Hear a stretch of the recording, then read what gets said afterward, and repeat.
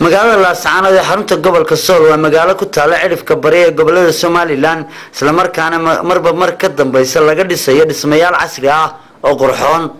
magaaladan Laascaanood waxay sidoo kale laga dareemayaa korokac dhinaca dadweynaha ah sanadihii ugu dambeeyay iyadoo ay ku nool yihiin dadweynaha aad u tiro badan. dhanka amniga gobolka Sool haatan waa mid aad u wanaagsan iyadoo ciidamada ammaanka Jamhuuriyadda Somaliland iyo sidoo kale dadweynaha oo iska kaashaday ay dhalisay nabadgelyada ballaaran ee haatan ka jirta magaalada Laascaanood iyo waliba guud ahaanba gobolka Sool.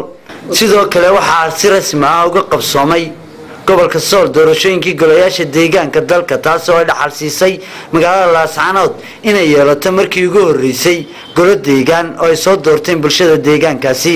sidoo kale xukuumadda Jamhuuriyadda Somaliland oo hormuud ka yahay madaxweyne mudane Axmed Maxamed Maxamuud Siilaanyo ayaa ka hirgelisay magaalada Laascaanood dhismayaal tiro badan kuwaas oo ay ka howlgalaan hay'adaha kala gedisan ee dalka gaar ahaan xarumaha wasaaradaha kala gedisan. isku soo wada duuba dhammaanba xarumaha asaasiga ah ee nolosha ayaa haatan si habsami leh uga adeeganayaan shacabka ku dhaqan guud ahaanba gobolka Sool.